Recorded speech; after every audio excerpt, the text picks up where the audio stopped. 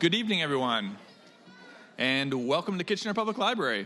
My name is Nathan Stretch, and I'm the Division Manager of Community Development for Kitchener Public Library, and I'm here to welcome you to 85 Queen, an evening with Nita Prose. I would like to begin tonight's event with a territorial acknowledgement. As we gather, we are reminded that Kitchener Public Library and all of its locations are settled on land that is the traditional home of the Shinoden, Anishinaabe, and Haudenosaunee. We acknowledge that this land is part of the Haldimand Tract, an area that includes 6 miles on either side of the Grand River, and that was promised to the Haudenosaunee Six Nations and other Indigenous allies in 1784. We recognize and deeply appreciate Indigenous peoples' historical and ongoing connection to the land. We are thankful for and enriched by the contributions all Indigenous peoples have made and continue to make in shaping and strengthening this community.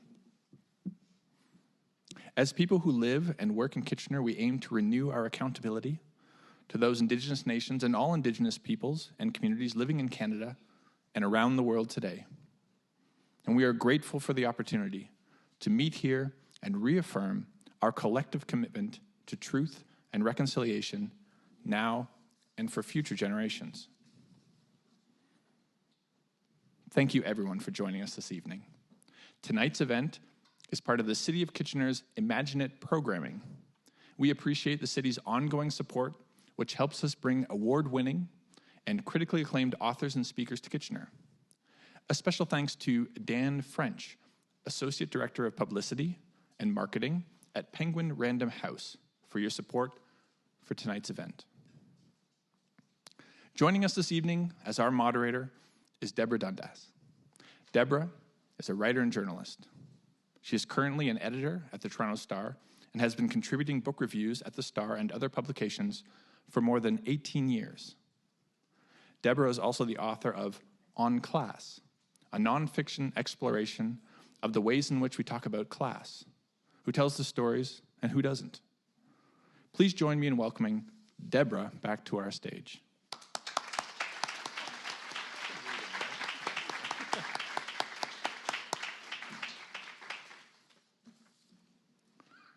Our guest tonight is Nita Prose. Nita is the author of The Maid, a New York Times #1 bestseller. The Maid has sold over 1 million copies worldwide and has been published in more than 40 countries. The Maid won the Ned Kelly Award for International Crime Fiction, the Fingerprint Award for Debut Novel of the Year, and the Anthony Award for Best First Novel, and the Barry Award for Best First Mystery. Nita is with us tonight to celebrate the release of her second Maid novel, The Mystery Guest. Picking up 3 years after the first novel, Molly Gray, The Maid, finds herself intertwined with another murder investigation at the 5-star Regency Grand Hotel, where Molly now works as head maid. Fans of the first book will not be disappointed. Please join me in welcoming Nita to the stage.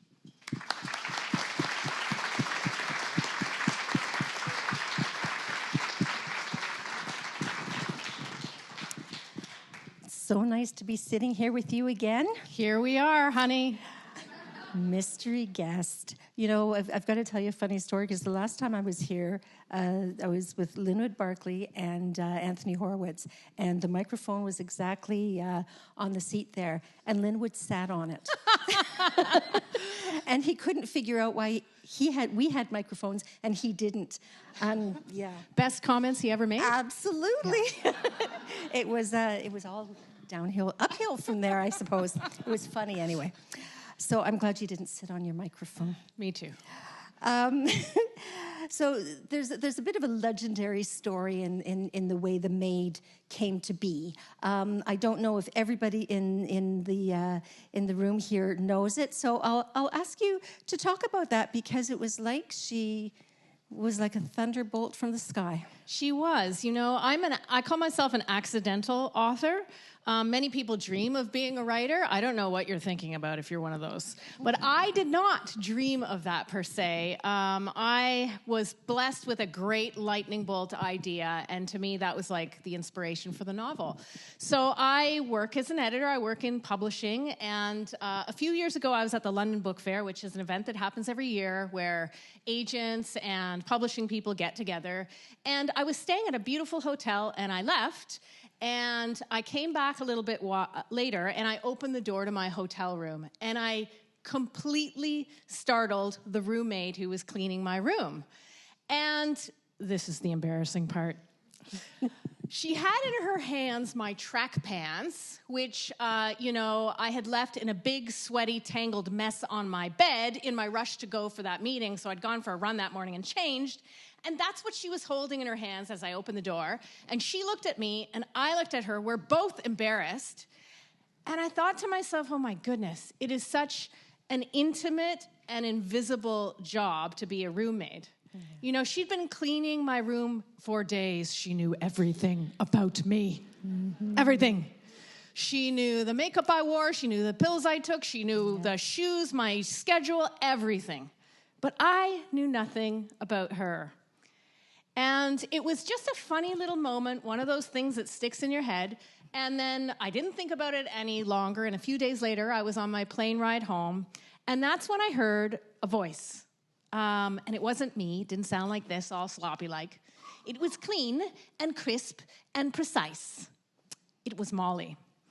And I took the napkin from under my drink because I didn't have any paper with me. And I started to write what I was hearing.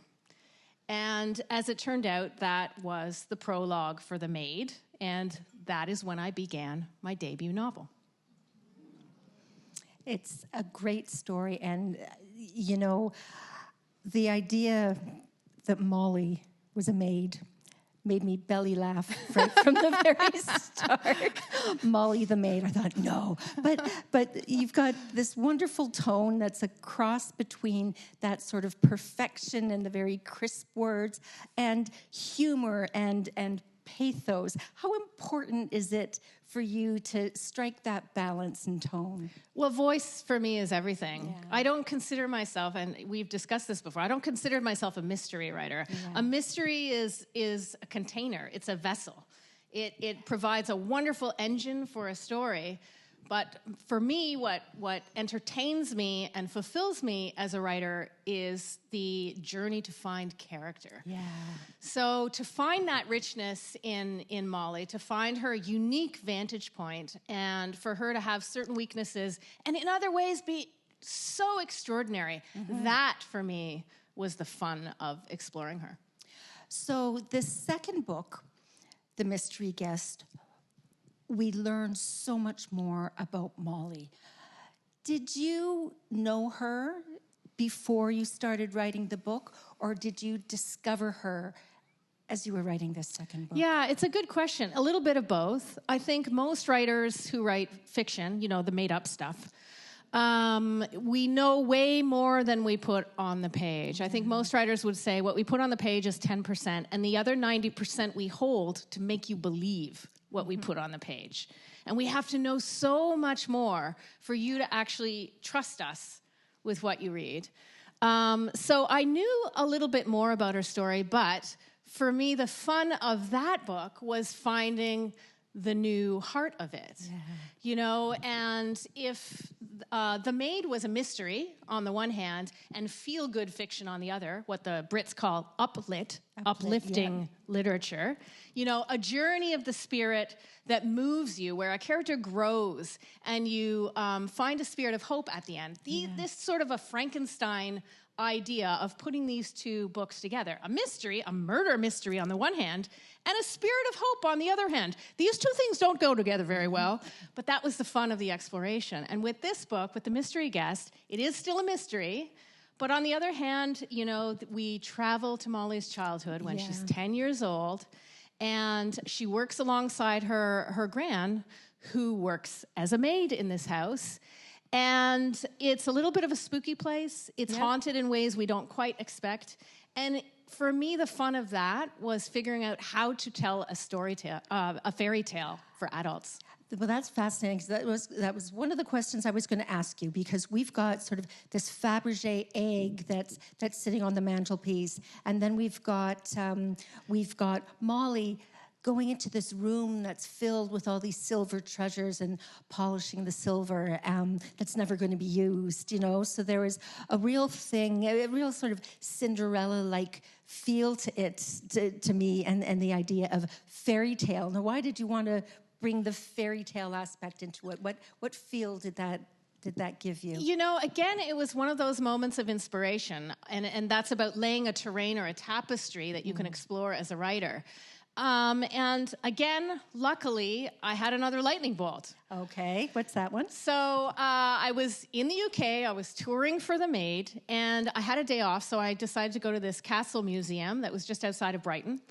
And I wander inside, and I'm looking around, and there is this most unusual display case. Mm-hmm. And inside the display there is only two items: the mummified body of a rat. What were you expecting? And a single silver spoon.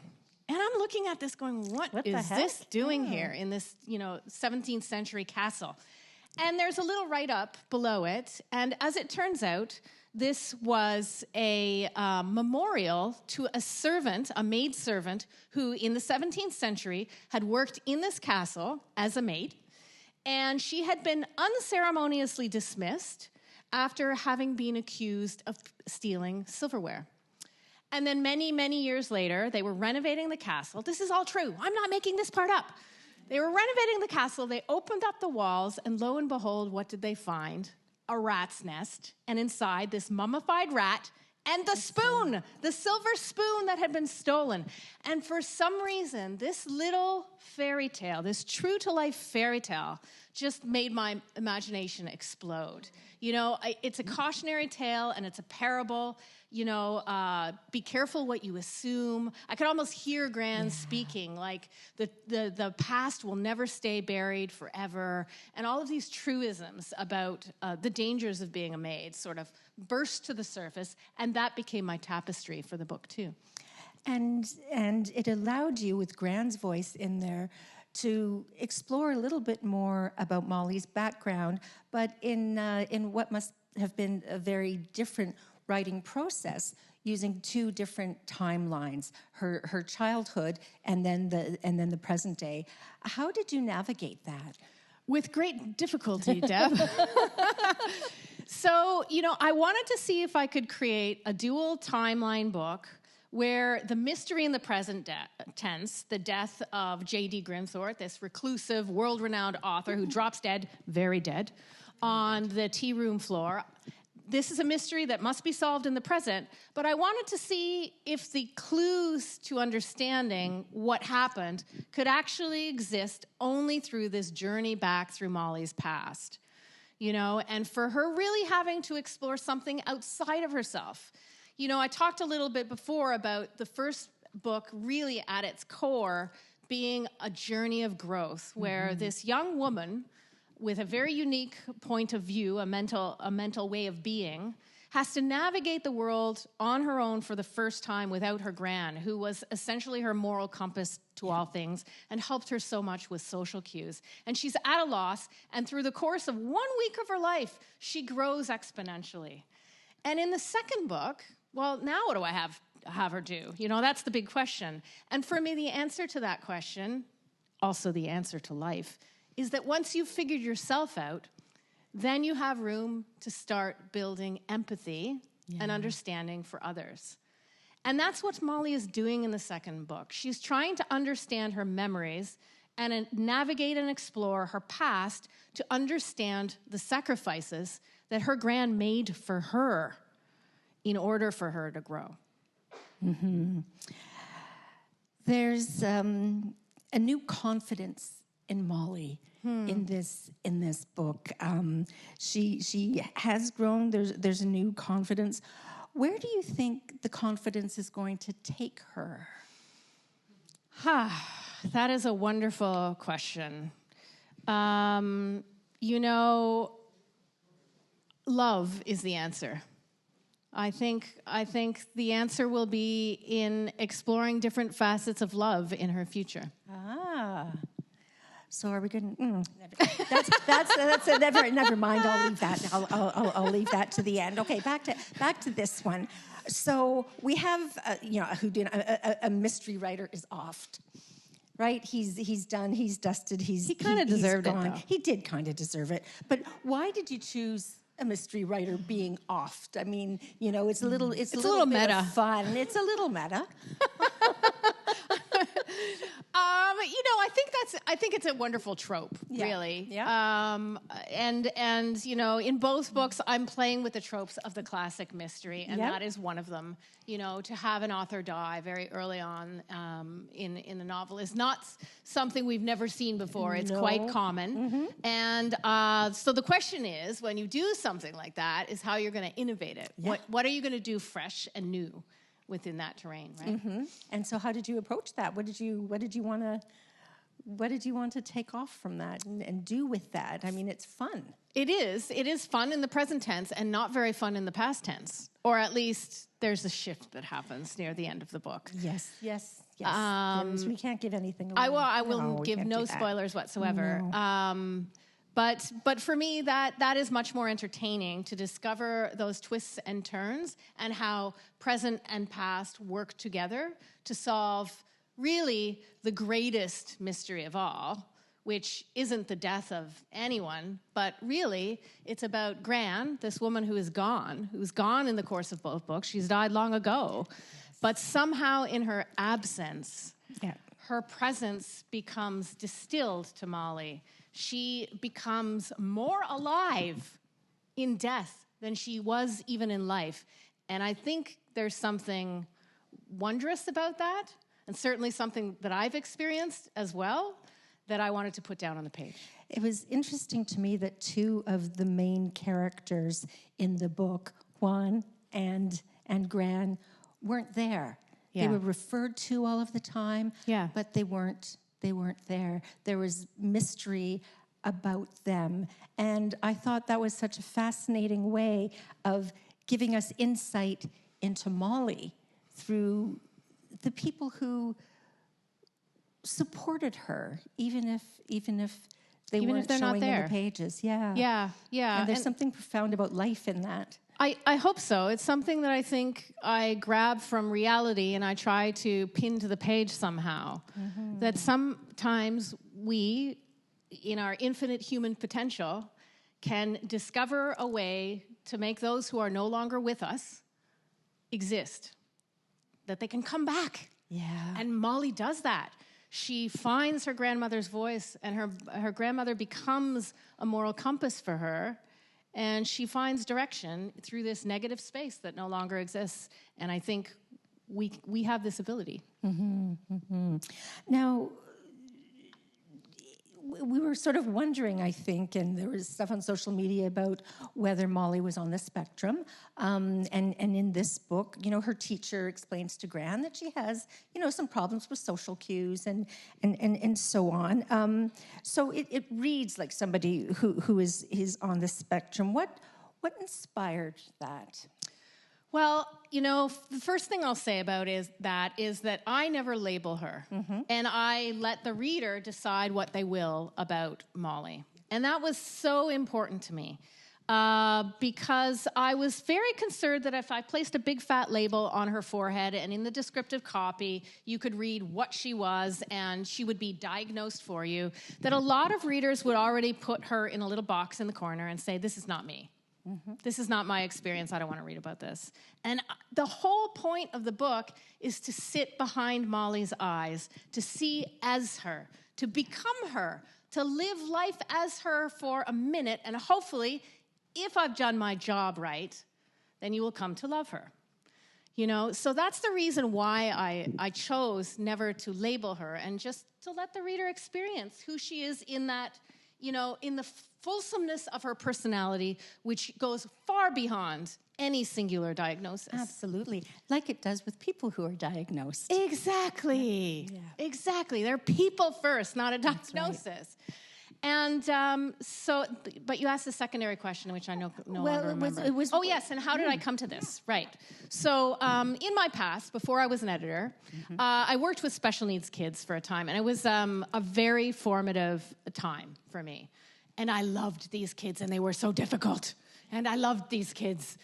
And one of the things I loved to do was to take them on field trips. And when I say field trip, I really mean that liberally. I don't mean we went to the museum. I mean we would go out into the world and we would claim space. We would go to the donut shop across the street, or we'd go to the post office and buy some stamps. We would just be about in the world. And I didn't do this to teach my students. I did it to teach everybody else. Yes. And, my students, some of them were maybe a little bit noticeably different. I had one student who soothed himself by rocking, another who loved TTC transfers, and who used to carry them around like, without those, he couldn't walk. Yeah. He really believed without those in his hand, there was no way he could get anywhere. So he would always have his TTC transfer. So, there were minor noticeable differences. And most people out and about in the public world treated these kids, these teens, with utmost dignity, except for the people who didn't. Yeah. And I never forgot them.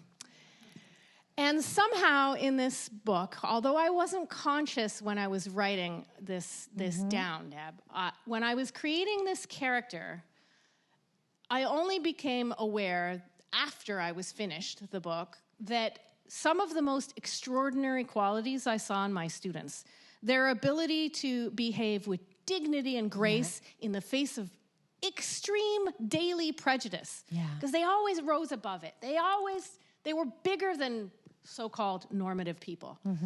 And all of those beautiful qualities I saw in them, I gave them all to Molly. And she's wonderful. Thank you. So how have readers responded to Molly? This is the greatest gift of all. Is it really? It really is. Wonderful. I'm glad to hear that. When I let her go, when I finished the book, she wasn't mine anymore. She became yours. She became the reader's. And I am so grateful to the readers who have protected her, who care for her, who went on this journey with her and feel a level of empathy towards her. And it has been really exciting to be out in the world on the second book tour, because on my first, I was in my basement in pajamas. It was the pandemic. But to actually meet readers who care for her, who are taking care of her, of this character that I created, who is not mine anymore, and who is yours. Now, did any maids approach you and say about what they thought about the book? It happens with great regularity. Really? Yes. Usually about, once every 2 or 3 weeks, I'll get a note from somebody or I'll meet somebody who's a maid. And very often they will be very grateful for being seen. Like they feel seen. It's such an invisible job, and there are so many invisible jobs out there, right? Yep. People we walk by and we don't notice, who are like fundamental to the fabric of our society. And, it takes us a bit to actually pay attention. And that is the dominant, response I get from maids. Also, that lemon polish will never be used on marble floors. Oh, okay. So I screwed that up. Readers are great because they always tell you the bits you got wrong, which is wonderful, Always. Right? Makes you feel great. What's better than a close reading? Yeah. What's better than a close reading? But that theme of invisibility, I mean, it's funny because the pandemic sort of showed us a little bit of that when we thought about essential workers and the people who keep everything running, and we kind of realized, oh, well, this is what happens. They're still going out there and in the grocery stores and delivering goods and all the rest of it. And so we got and banged our pots and pans and said thank you, and then they became invisible again. That's right. Now they have to fight for $2 more an hour. That's right. That's right. So there are sort of two things out of that. There's the invisibility of Molly as a maid. There's the invisibility of Molly as a woman, and there's also something empowering about her invisibility? Because usually it's demeaning, Right. But there's something empowering. Why did you want to make sure that she was empowered even through her invisibility? Because I'm a middle-aged woman. That's right. We're invisible. You can hear all the middle-aged women out there laughing because you know exactly what I'm talking about. Absolutely. We don't exist. We don't Right? exist. We don't exist. And we did, and now we don't. And now we don't. And it's very disconcerting when you realize that, right? Yes, Yeah. until you make the switch and realize this invisibility cape is like, I'm Harry Potter. That's right. This is fantastic. It's true. Yeah. It's true. No, that is something that I definitely wanted to explore. The notion that invisibility can be a gift, and it can be a terrific burden at the same time. And it's yin and yang, right? When it's imposed upon you, it's a terrifically horrible torture. Absolutely. When you It's choose demeaning. it, that's a very different thing. Indeed, indeed. And she gets to see a lot and observe a lot. So it makes it a wonderful trait for a character in a mystery novel and a detective of sorts. Yes, indeed. So I wanted to talk a little bit about Juan Manuel, her beau. How did you decide what kind of person he needed to be for Molly? Well, you know, I think foils in a mystery are very important. Very often you'll have one character on sort of one side of the coin and another on the other. And so Rodney is a bit of a dastardly fellow in The Maid. He's a bartender. And let's just say, if you didn't want to kill him, you know, at a certain point when reading The Maid, what's wrong with you? Yeah. I wanted to rip my own manuscript and just strangle the man. But Molly, unfortunately, was quite unaware Naive, yeah. that, you know, not all frogs turn into be princes. And, you know, so He was a toad. He was a total toad, and he wasn't going to get any better. And so Juan Manuel, on the other side, you know, had to be his opposite. You know, I had to ask myself, what kind of man would understand her? What kind of man would find her uniqueness beautiful and endearing and lovely? And what kind of, you know, man would she be attracted to and would find equally endearing? And so these two polarities had to draw towards each other, although it takes Molly just a minute to figure it out. And that hopefully, again, if I've done my job right, that there's a beautiful love between those two. And there is. Now, one of the other things that's sort of a theme in this book is the idea of class. Something Deb Dundas knows a heck of a lot about. A little bit, Yes. a little bit. So why did you want to address class in this book? Yeah, I just didn't want to write a formulaic mystery that wasn't about a broader social tapestry. You know, I think the vehicle of a commercial fiction, it's great. Yes, we all like to be entertained and we all like beach reads. And I love, you know, a big page turner that I can read on a journey in a plane for an hour and then completely forget about. But to entertain myself, as a writer, I wanted to see if I could create a hyper-real space where I could deal with some issues of the moment and the day that were important to me, that were central to me. And if I could just very lightly, with the lightest possible touch, put them in a mystery and make people feel something around issues that most often we can intellectualize about, but we can't experience through a character journey. That's what I wanted to do. And we felt that through Molly, obviously, and through Gran, and through the Grimthorpes, and also through Lily, and through Julia. Is it Julia's the other maid? Angela? Is it Angela? Yes. The kind of ratty maid. Oh, wait, Cheryl, the not-so-nice one. Cheryl, the not-so-nice one. Yes, Yes. The not-so-nice one. So Yes. we experience it through their points of view as well. I love the secondary characters. When you're mapping out your characters, do you map out your characters? Do you know who's going to be in the book? Does someone, does a space for another character reveal itself? And you think, okay, I need somebody that is like this to be in this space. How does that work for you in the writing process? Yeah, it's really chicken and egg, and you never know what's going to come first. Sometimes the character will come first, like that moment I described of hearing Molly's voice. But sometimes you'll have a space. It's like, oh, Rodney, the bartender in the first book, is gone. Who is going to be the bartender now?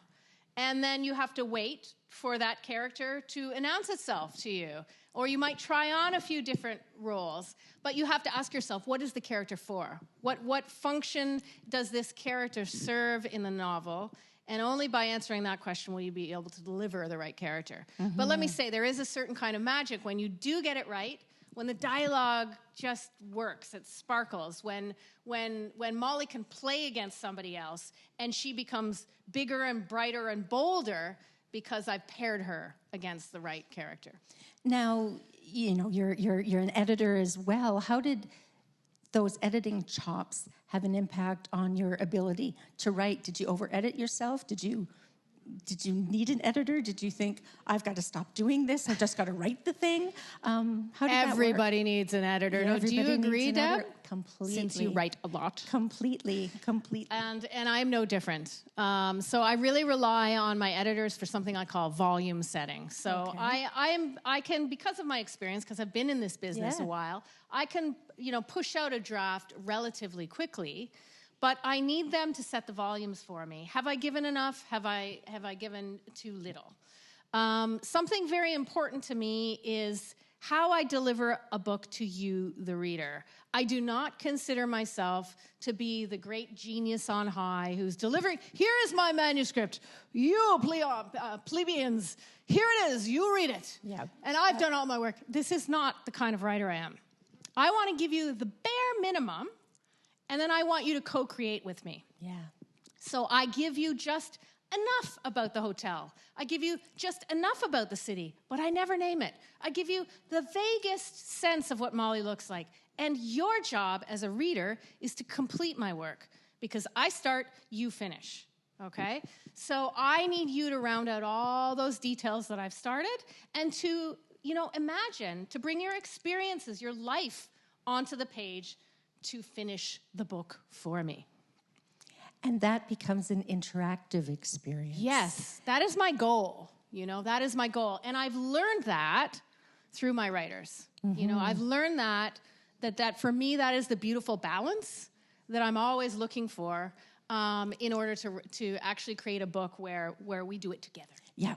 Yeah, absolutely. And those are the best books, because you come back to them time and again. There's books that you read 5 times in your life, and every time you read them, you find see something exactly. different. And that's partly because of the book, but partly because of you and the experiences you bring to the book. So a reader's experience is constantly changing because the reader's constantly changing. That is so true. Yes. And great writers recognize that. Now, when it comes to plotting your book, are you a plotter?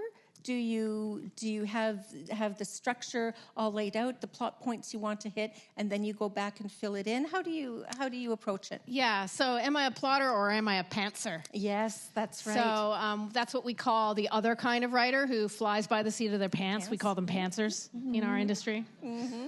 And I am a mix of both. Okay. So I like to have a few stepping stones. I like to know the twists and turns. I want to know the main cast. And then there's all this gray space in between. And for me, that's exciting. That's where the magic happens that I can't foresee. And that keeps me getting up at a god-awful hour of the morning to write. Because I'm writing into a mystery. And I don't mean the genre. I'm writing into not knowing how I'm going to get to that next stepping stone. And I find that really invigorating. So how do you get from one to the other? You're writing along and you go, okay, well, I need a Fabergé egg here. Yes. Yes. Correct. So you've got a curio closet in your brain somewhere. I do. Okay. It's funny that you mentioned that because I was at the Strand in New York the other night, and I was suddenly talking about the fact that somewhere in my very strange mind is this little curiosity shop of items. Okay. Where the Fabergé existed, and I pulled it down and I put it in a book. But there are so many items in that place, in that imaginary shop in my head, that I know will have symbolic life in the future. I just don't know where to put them yet.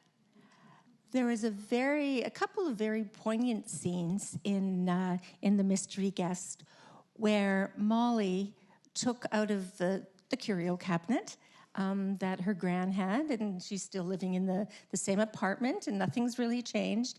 And there were all of these little Swarovski critters that she took out.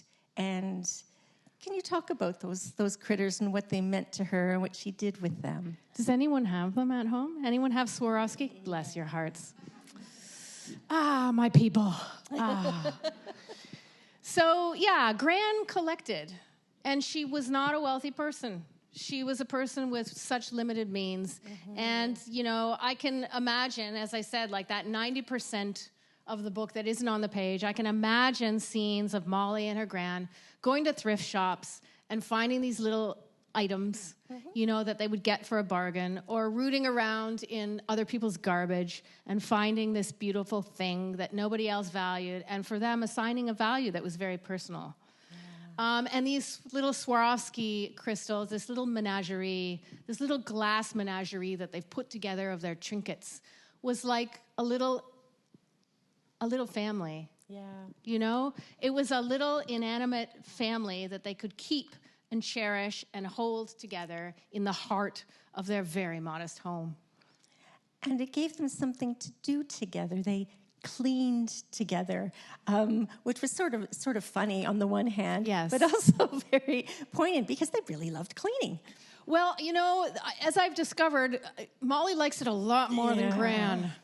But Gran knew something about Molly. She knew that when she was tense or upset or anxious, there was one surefire way to get her out of it, and was to have her clean. Just have her mechanize all of that anxiety into this one task, and that would help stabilize her. And that's why Molly cleans. And bringing her to the big mansion with all that silver was just wonderful because she could polish and clean. And I mean, I find cleaning therapeutic sometimes. What's wrong with her? Right? It's like, I remember one time coming home from a particularly bad week at work, and I had a week off ahead of me, and the first thing I did when I came in the house was I started cleaning. Oh my goodness. And it felt so good to do something physical that I didn't have to think of. Right. And it was Molly? It was wonderful. I don't know. It was the focus and the physicality, and not having to make a decision, and having the satisfaction of something happening, I put that work in and I see the payback right away. So there's something about that. I do get that, but to me, the only great thing about cleaning is when it is done. Yeah, there's that. Now, I talked about Molly the maid being sort of funny, the humor in the book, and having Molly the maid, but there's another name that might draw a bit of disbelief, and that's your own, Nita Prose. Surely Prose as a last name is the perfect name for a writer. A little too perfect. But a little too perfect. So my real last name, as my family in the third row can attest to, is Pronovost, which is spelled with a silent ST, which does not fit very nicely on a book jacket and is almost impossible to spell. So, at work, where I work in publishing as an editor, my colleagues have for a very long time called me Prose for short, so they wouldn't have to spell my name. So they'll come up to me and say, Prose, will you read this copy? Prose, have you read that manuscript yet? Ha, ha, ha. And so this became my, pen name when I had to decide on something a bit more concise. And it works. Yes. Nita Prose. And the first name is really mine. Perfect. So the reaction to The Maid was astonishing. It was a bestseller everywhere. Readers lined up around the world to meet you and have you sign the book. So how has that experience been for you? And how did you deal with the pressure after that of a second book? It has been so utterly delightful to meet readers. For this reason, you know, one of my favorite things is when readers will come up to me and they'll say, "Oh, I know what hotel that was." I'm like, "Tell me." And they'll be like, "It's the Waldorf Astoria in New York." And I say, "Yes, it is." And the next reader will come up and say, I know what hotel that was." I'm like, "Tell me." And they're like, "It's the King Eddie in Toronto." I'm like, "Yes, you are right. I will say yes to anything because you're all right." You see, this is the beauty of your wonderful imaginations, is that you get to complete the picture. So for me, that excitement of meeting my co-creators has been just so wonderful. And the reception that the book has had. I mean, it sold 1 million copies. In the U.S. In the U.S. alone. And Canada, yeah. Okay, so in US North and America Canada alone, it sold 1 million copies. That made it last week. That's a lot of copies. Yeah. It is. And what's your reaction to that? I mean, is it overwhelming I'm or is it shocked. just... I'm absolutely shocked. I don't know of many writers, perhaps you could illuminate me on this, that go and they write a book and they think, yeah, I'm going to go sell 1 million copies. A debut book. Yeah. No, we don't think that. We think, oh, well, maybe my family will read it. It's true. Maybe my neighbor. So, you know, I pinch myself daily at the fact that there is an audience for my work, and I feel very fortunate for it. Now, you know, with that, and having said that, how did that affect your approach to writing a second book? Oh, Were you yes. eager to? Were you... Yeah. It was terrifying because you have that success on your shoulders, and the question is, what do you do next? So it became clear after a few months after The Maid was published that my publishers and my readers wanted more. And I didn't listen to my publishers, not at first. But, you know, slowly, the sort of drone note of the readers became the same. Everyone was saying the same thing. I want more Molly. I need more Molly. Please write more Molly. Over and over and over again, these were the responses I was getting. So I really had to stop and think about that. And, you know, it was terrifying for me because I wanted to give you more without giving you less. We've all had that experience of a sequel, whether it's a movie or a book, that doesn't quite live up to the first. And so I promised myself that I would only allow a second Maid novel to be published if I felt like I was offering more instead of less. So I tortured myself, naturally, you know, in my writing cave by myself, wondering, am I going to be able to do this? I don't know. But I promised myself no one will ever see it unless I'm happy with what I've done on the page. And so after several months of exquisite torture, I finished a complete draft and realized, okay, I think I might have something. Tested it on my agents, my editors, and off we went. Okay, that's pretty amazing. Thank you. Yep. Part of a writer's job these days is not just to write the book. Once the book's written, it's to market the book and tour the book and market the book some more and get on social media and all of that. How did you navigate that? So many writers have a difficult time with that. You seem to be doing okay with it. Is it a struggle? Is it a chore? I've studied it for 20 years. Much like Molly, my job as an editor was to be invisible and behind the scenes and to push my authors out into the light. And then when I became an author, it was like, uh-oh, what have I just done? Now I have to have a public face, which I never had before. I always was in the shadows and in the corners. And it's an adjustment. Like even now, I'm like, Deb, this is wrong. Yeah. Let's talk about On Class. Let's talk about your brilliant book. No. I have some questions for you. I feel like I'm doing the wrong role much of the time. And, you know, it's all a learning process. I'm new at this. you know? No, but it's true. I mean, when you're behind the scenes and you're used to supporting, it's. I remember a movie Dustin Hoffman was in. He was the producer, and he got it was wagging the dog, and he just got fed up with it and said, "I want the credit." Right? So Right. I remember that line, but it was because he was in the background. But that's the job of an editor or a producer is be in the background. Yeah. And it's such a turn, and the role of an author too. Usually it's marketers and publicists, but it's all been sort of turned on its head a little bit.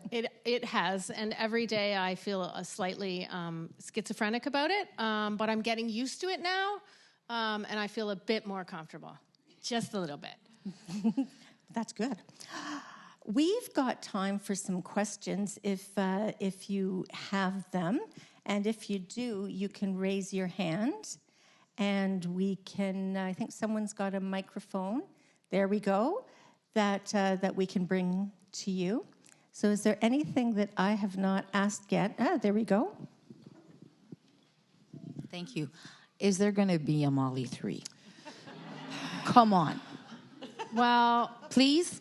see, it's starting again. See what I mean? If I ask in French, will I get a oui? Well, I'm going to give you the same answer. If I can figure it out, and if I can honestly, in my heart, give you more rather than take away from what I've already given you, then there will be a Molly 3. I will tell you. You can keep a secret, right? Yeah. I've started. I'm trying.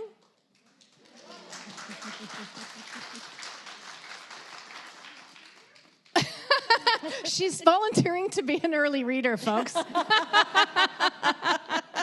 You are adorable. Anybody else there in the middle?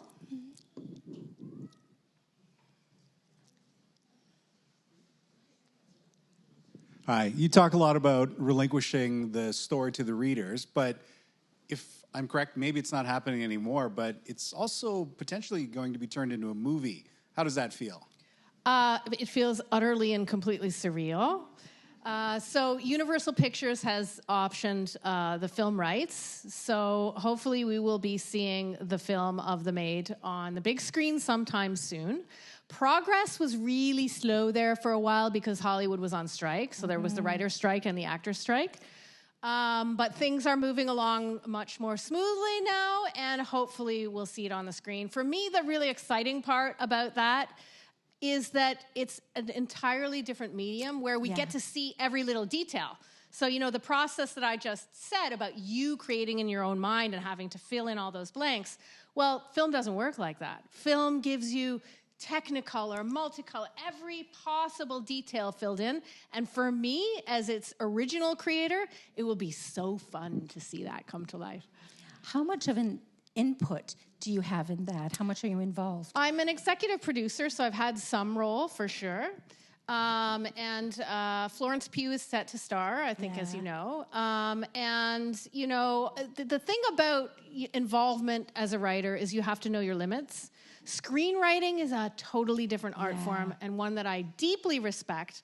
If anything that I've learned from my editorial career, it's that is a separate art. It is not the same as writing novels. No, it's not. And so I really trust, you know, the people around me to create a new piece of art out of the one that I created first. Anyone else? Oh, there we go in the red shirt down here.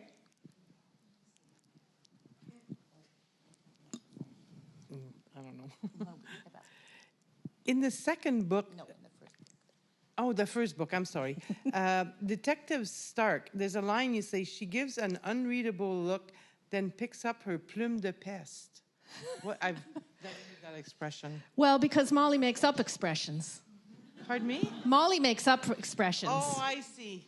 So she has a flair for the French language without actually being able to speak a word of it.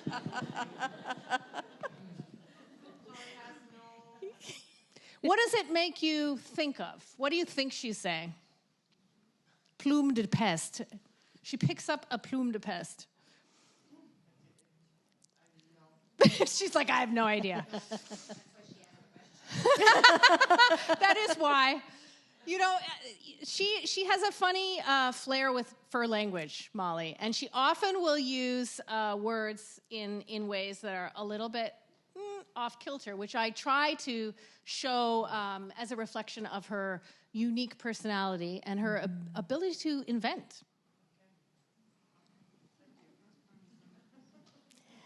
Anyone else? How are you using social media as an author? I'm on it. So I'm on Instagram. I'm on Twitter. Twitter I'm very bad at. Instagram I'm better. And I try to use it as an extension of my authorly self, really, to communicate with my readers about what's new and exciting, but also to give like a little of a personal insight into the other life of a writer, this life, the life of going on a morning TV show, or the life of being at the Strand event and having a dog fall asleep in the front row, as happened the other night. So it's a means of like expressing myself as an author and making myself a little bit more visible that way. That's how I use it. Everyone uses it in a slightly different way. Yeah. Any other questions? How has your How has my notoriety as an author affected my editing? I don't know that my notoriety has really impacted my editing. It's more that I have changed as an editor. And, it's the difference between knowing and knowing. You can know something intellectually, and I always knew intellectually how difficult, how vulnerable writers feel, because I would see it in front of me. I would see how they'd shake and quake, when they read their first editorial notes, how vulnerable they felt about accepting criticism or just, allowing me as an editor into their worlds. I knew that. Oh, but now I know it in a whole different way. Yeah. Oh, yes, I do. I understand it now as a writer, understand what it feels like in the body. And so that makes me, and I hope, an even more empathetic editor. What was the editing process like for you, working with the editors? So I have 3. So it's not unusual for international publications that are the big English language market ones to have more than one editor. So I have an editor in the UK, in the US, and Canada. This can go terribly wrong. Oh, yes, it can. But it can also go terribly right. And I'm one of those lucky stories where it's gone incredibly right. But for that to happen, all of the editors and the author have to share the same vision of what a book will be. If I had an editor in the heap who decided that my book would be better as a police procedural, we would have had a problem.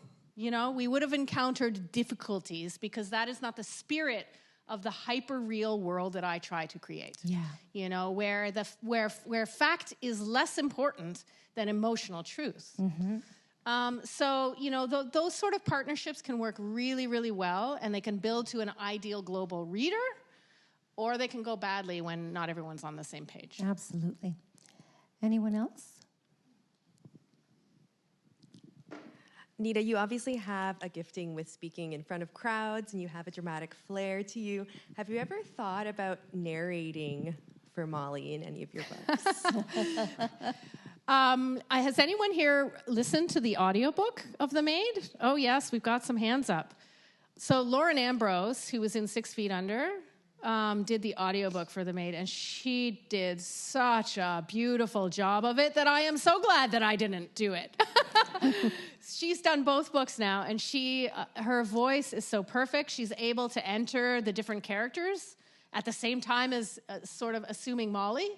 And I think that's really extraordinary. So I don't think I could do a better job than she did. No, I think there was a question down here. Yeah, but that's my brother. Ignore him. Why would you even... Come on. Hello, Mrs. Pronovost.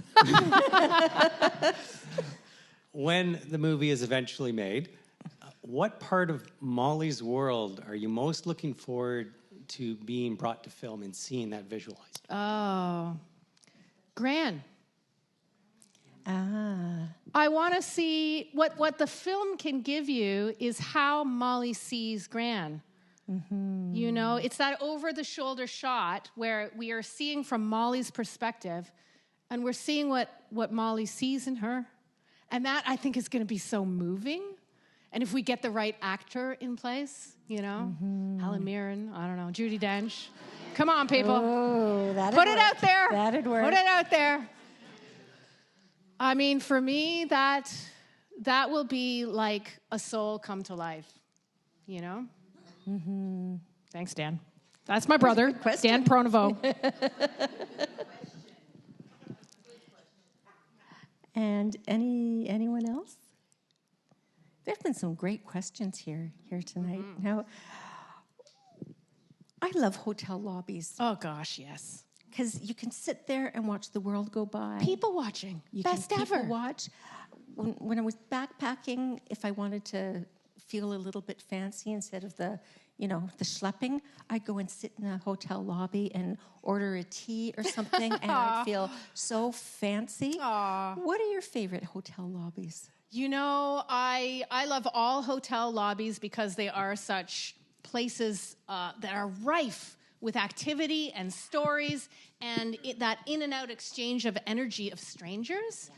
But one of my very favorites is the King Eddie. Not just the lobby, but the entranceway. Yeah. Because for many years when I used to work at Penguin Random House, the other publisher I first worked at, there was a doorman who I walked by every day for 10 years.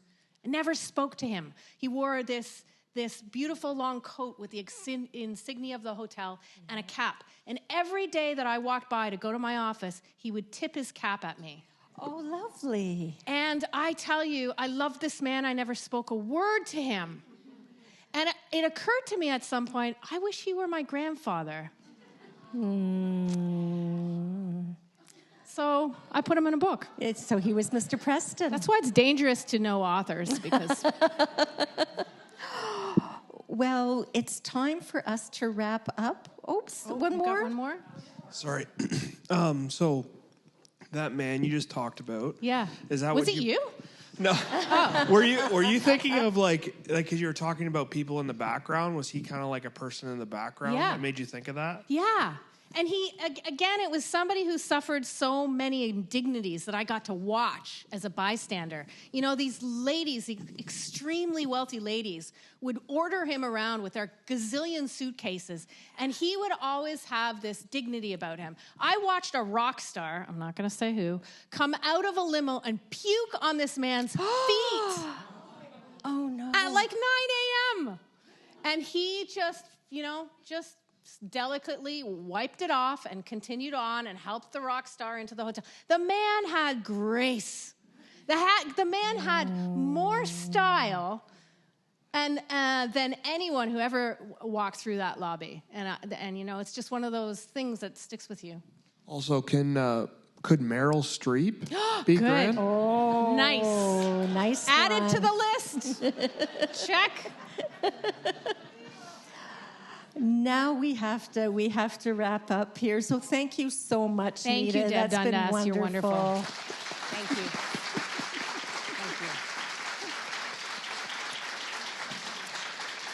And a great audience with great questions. Thank you. Thank you, Nita and Deborah. It was a great joy to be with you here tonight. Please join me one more time in thanking Nita and Deborah for such an insightful and fascinating conversation.